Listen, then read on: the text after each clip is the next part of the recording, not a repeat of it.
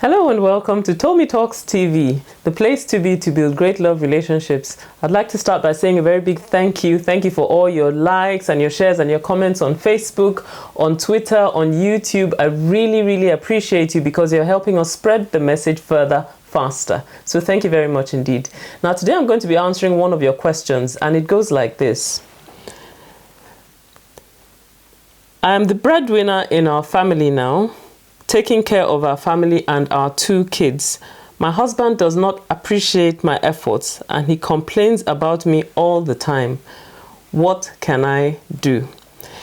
Now, this is a very difficult situation to find yourself in, and I really sympathize with, the way you must be feeling at the moment. But I think we need to be able to differentiate between 2 things. Differentiate between someone who is going through a season of financial difficulty and someone who actually has a habit of a lack of productivity, because there are 2 different scenarios.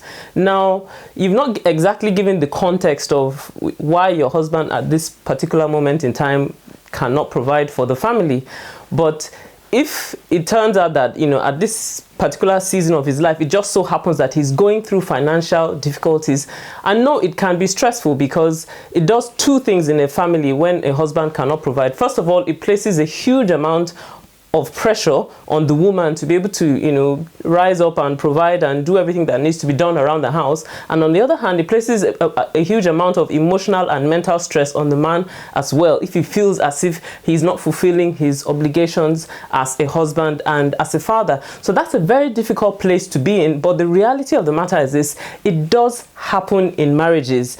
And that's why I said that it's a season of financial difficulty. I'd like to read a scripture for you from the book of Ecclesiastes chapter 4 verses 9 and 10. It says, 2 are better than 1 because they have a good return for their labor.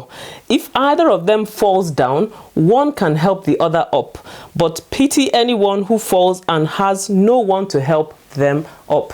Now, this scripture is very applicable to marriage and this sort of situation. It makes it clear that sometimes things happen. You're a couple, and everything seems to be fine. And then at one point, one person seems to fall down.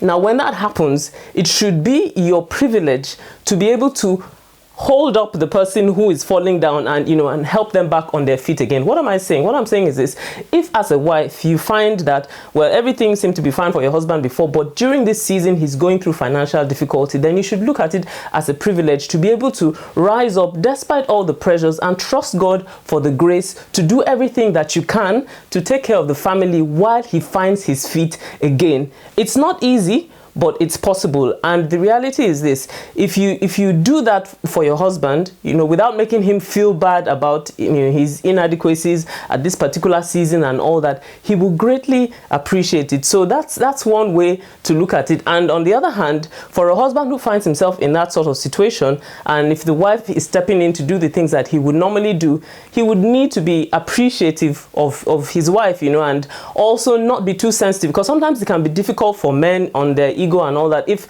the wife has to do all of that and all. But if you appreciate her and value all that she's doing and all, God will bless you for that, and at some season things will be back to a proper balance. Now, coming to the other side, there are people who actually have a habit of unproductivity. So they're not very focused on doing what they should be doing, and that often manifests itself with people who have lots of big dreams but there's no action attached to it. Now, that is a dangerous place to be. As a man, there's a scripture that I'd like to read for us there in Proverbs chapter 12 verse 9, which says, better is he who is lightly esteemed but works for his own support than he who assumes honor for himself and lacks bread.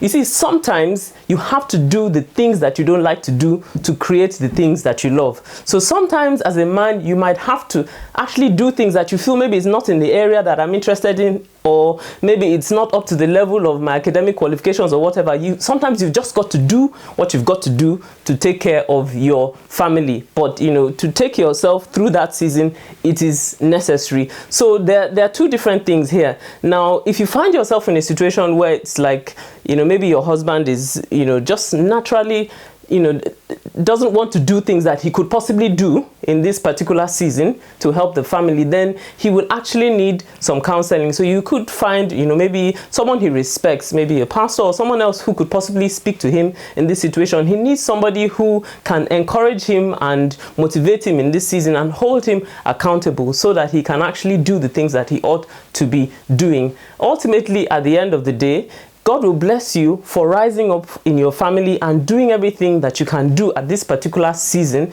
even though it's difficult to keep the family going. But as much as possible, find personal marriage counseling, someone that can actually talk to your husband and talk to both of you in this situation to help you through until you get to the other side. Well, I hope this has helped you. If this has helped you, then please leave me a message on Facebook or Twitter.